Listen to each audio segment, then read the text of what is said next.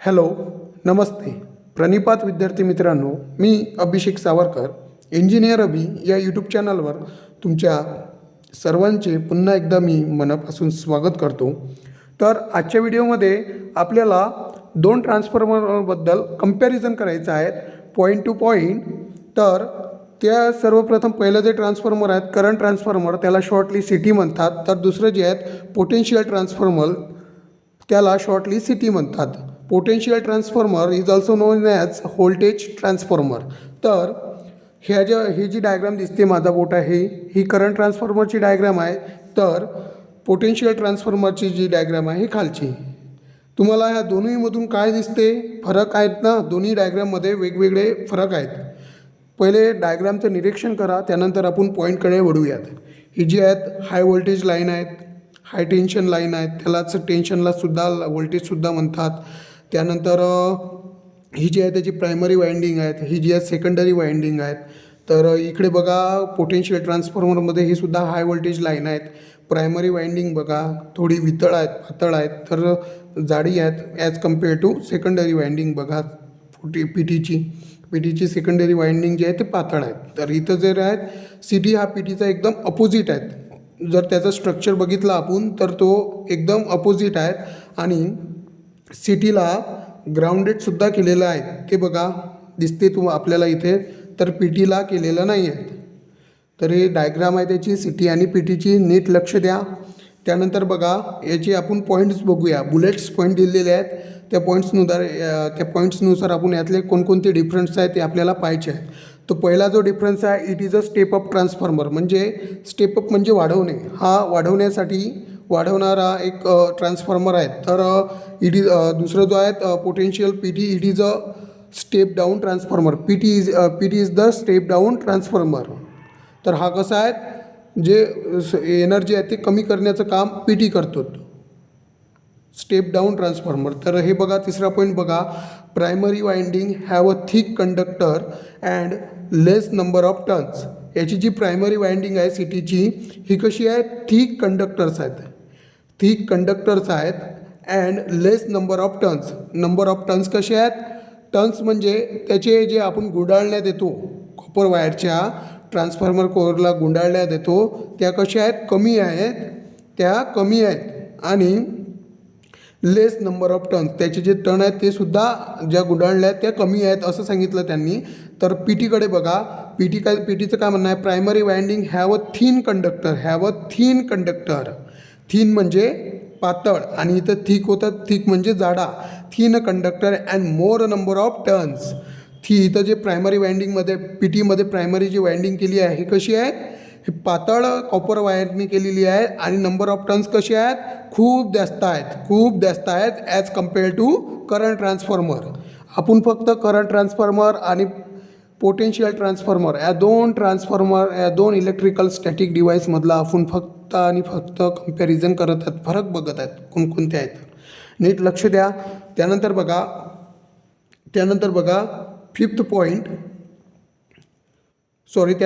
Fourth point, secondary winding have a thin conductor and more number of turns. ही जी आहे CTची secondary winding, ही कशी कोणत्या कंडक्टरने केली आहे, थिन कंडक्टर म्हणजे पातळ कंडक्टरने केली आहेत. आणि नंबर ऑफ टर्न्स कसे आहेत, खूप जास्त आहेत. इकडे तसंच PTकडे बघा, PTची जी आहे secondary winding have a thick conductor and less number of turns. PTची बघा, PTचं काय म्हणणं आहे, जी सेकंडरी वाइंडिंग आहे ही जाड्या कॉपर वायरनी केलेली आहेत आणि नंबर ऑफ टर्न्स कसे आहेत, कमी आहे as compare to current transformer. तसंच पॉईंट नंबर 5 बघा, it is a connect in series with lines as well as load. CT जो आहे तो कशा कनेक्ट केला असतो, सिरीजमध्ये कनेक्ट केला असतो, एक्सर पद्धतीमध्ये जोडलेला असतो, कनेक्ट केला असतो. तो कशाला, लाईनला त्याचबरोबर लोडला. आणि त्यानंतर इकडे बघा PT कसा कनेक्ट केला जाणार, PT हा पॅरलरमध्ये जोडला जातो. It is a connected in parallel with line as well as load. म्हणजे PT जो आहे तो पॅरलरमध्ये म्हणजे समांतरमध्ये जोडलेला राहतो. तो कशाला, लाईनला त्याचबरोबर लोडला.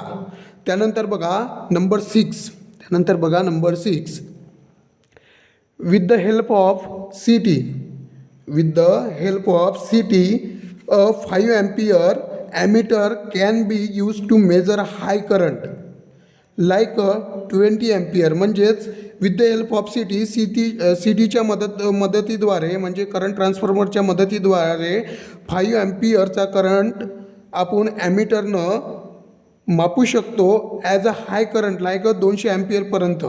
5 ॲम्पियरपासून ते 200 ॲम्पियरपर्यंतचा करंट आपण ॲमिटरनं मापू शकतो, जो की सी टीमध्ये जोडलेला असतो, कनेक्ट केलेला असतो, लावलेला असतो अंदर. त्यानंतर इकडे बघा पी टीमध्ये with the help of a P T 120 voltmeter can be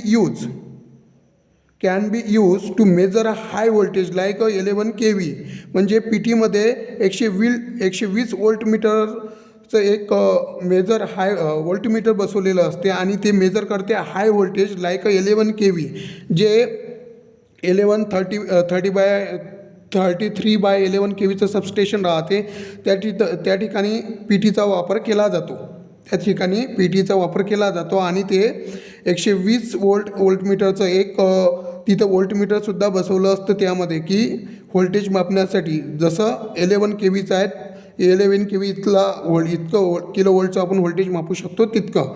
त्याचबरोबर पॉईंट नंबर 7 बघा, a CT may be consider as a series transformer. C टीला म्हणजे करंट ट्रान्सफॉर्मरला कदाचित सिरीज ट्रान्सफॉर्मरसुद्धा म्हणतात. तर त्यानंतर इकडे बघा, P T may be consider as a parallel transformer. तर पोटेन्शियल ट्रान्सफॉर्मरला कदाचित पॅरालल ट्रान्सफॉर्मरसुद्धा म्हणतात. त्यानंतर बघा 8 पॉईंट बघा, the primary current in a C T is independent of the secondary circuit condition, burden or load. म्हणजे प्रायमरी इन अ सिटीमध्ये प्रायमरी जो करंट आहे, प्रायमरी वाइंडिंग करून जो करंट फ्लो होतो तो कसा आहे, इंडिपेंडंट आहे, कोणावरही तो अवलंबून नाही आहेत, इंडिपेंडंट आहेत, तो कोणावर अवलंबून नसणारा आहे. आणि कोणाच्या तर सेकंडरी सर्किट कंडिशनच्या, ही जी सेकंडरी हे दिसते आपल्याला वाइंडिंग, हिच्या तो इंडिपेंडंट आहेत, हिच्यावर अवलंबून नाही आहेत तो. तसंच इकडे बघा पी टीकडे, the primary current of a P T depends upon the secondary circuit conditions. इकडे पी टीमध्ये जर विचार केला, जर जे प्रायमरी जो करंट आहे हा डिपेंड आहेत, म्हणजे हा यावर अवलंबून आहेत, म्हणजेच सेकंडरीच्या वाइंडिंगवर हा सेकंडरीवर अवलंबून आहेत ॲज अ लोड कंडिशन्स. म्हणजे बर्डन आलं, लोड आलं तर इकडल्यावर काही ना काही फरक दाखवतो, इफेक्ट होतो. सेकंडरीवर जर काही फरक झाला, इफेक्ट आला किंवा बर्डन आलं तर इकडे प्रायमरीवर त्याचा परिणाम होतो. तर सिटीमध्ये तसं नव्हतं, सिटीमध्ये हे इंडिपेंडंट होतं. सेकंडरीवर किती काही लोड आला, काही आलं तर प्रायमरीवर काहीही फरक पडत नव्हता. पण इथं तसं नाही आहेत मित्रांनो. दोनमधला हा मी तुम्हाला डिफरन्स समजून सांगतोय, तो नीट समजा. जर काही समजलं नसेल तर कमेंटमध्ये मला विचारा. तर त्यानंतर बघा point number 9, the secondary of a city cannot be open circuited on any circumstance when it is under service. म्हणजे याचं म्हणणं काय, the secondary of a city cannot be open. Secondary जो सिटीची जे सेकंडरी आहे वाइंडिंग, ही ओपन करता येत नाही, कॅनॉट बी ओपनली सर्क्युटेड नाही आहे, आणि कोणत्याही सर्कमस्टन्ससाठी ती अंडर सर्व्हिसेस म्हणून वर्क करते. त्यानंतर इकडे बघा पी टीमध्ये, the secondary of a P T can be open circuited without any damage being a case either to the operator or the transformer. म्हणजे यांचं काय म्हणणं आहे, the secondary of the P T can be open circuited without any damage. ही जी आहे secondary, हे open करता येते, ओपन सर्क्युटेड आहेत ते, आणि कोणत्याही लॉसशिवाय, कोणताही डॅमेज असो किंवा कोणताही फॉल्ट असो, तो फॉल्ट न येता ते एक तर ओपनसुद्धा करता येते, ऑपरेटरसुद्धा किंवा ऑपरेटर ऑर द ट्रान्सफॉर्मर. हे जे आहेत हे दोनमधील फरक आहेत, नीट समजून घ्या, वाचून घ्या.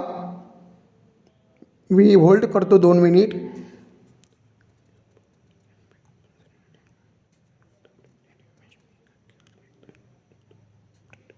ट्रान्सफॉर्मर याची जी सेकंडरी आहे ती ओपन सर्क्युटेड आहेत विदाऊट एनी डॅमेज, म्हणजे कोणतंही नुकसान न होता, कोणताही इफेक्ट न होता ते एक ओपन आहेत. तर लास्ट पॉईंट बघा त्याचे ॲप्लिकेशन. तर लास्ट पॉईंट बघा त्याचे ॲप्लिकेशन काय म्हणते, to measure a high current. हा इंटरव्ह्यूमध्ये क्वेश्चन येतो. यामध्ये इंटरव्ह्यूमध्ये क्वेश्चन कोणते येतात, सी टी हा कशात कनेक्टेड केलेला असतो आणि कशाला कनेक्ट केला असतो असे क्वेश्चन येतात. तसंच पी टीचं पण, पी टी कशाला कनेक्ट केला असतात आणि कशाला कनेक्टेड केला असतात आणि कोणत्या सिरीज किंवा एक्सर किंवा समांतर कोणत्या जोडणीमध्ये केलेला असतात असा प्रश्न येतात. तर नीट लक्ष द्या. आपला जो पॉईंट चालू आहे last, application to the measure high current. जो उच्च करंट आहे, जास्त करंट आहे, त्याला मेजर करण्यासाठी सी टी वापरला जातो. आणि पॉवर रेटिंग्स तसेच controlling the power grid operation, controlling करण्यासाठी पॉवर ग्रीड आणि ऑपरेशन मेंटेनन्स ठेवण्यासाठी सी टीचा वापर केला जातो. तर तसंच पी टी बघा, पी टीचा वापर बघा, to measure a high voltage, to measure a high voltage. High voltage म्हणजे उच्च व्होल्टेज मापण्यासाठी पी टीचा वापर केला जातो. आणि पॉवर सोर्स हे मेजर करण्यासाठी पी टीचा वापर केला जातो. हे जे आहेत, हा सी टी आणि हा पी टी आणि हा सी टी, हा दोनमधील आपण फरक पाहिला व्हिडिओमध्ये. तर यातले काही महत्त्वाचे जे पॉईंट आहेत ते लक्षात ठेवा. यावरून तुम्हाला नक्कीच इंटरव्ह्यूमध्ये क्वेश्चन विचारतात. मी माझ्या अनुभवावरून सांगतो आहे म्हणून व्हिडिओ बनवण्याचं कारण आहे, जेणेकरून जो त्रास आम्हाला झाला आहे कुठेतरी तो तुम्हाला नाही व्हावं. आणि जे इंटरव्ह्यूवर राहतात, इंटरव्ह्यू घेणारे राहतात, त्यांचे जवळपास क्वेश्चन जे असतात ते जवळपास सारखे असतात कदाचित, जर तुम्ही इलेक्ट्रिकल क्षेत्रातले असाल तर. त्यानंतर बघा, यानंतर आपण नेक्स्ट व्हिडिओमध्ये बघू. तर थँक्यू.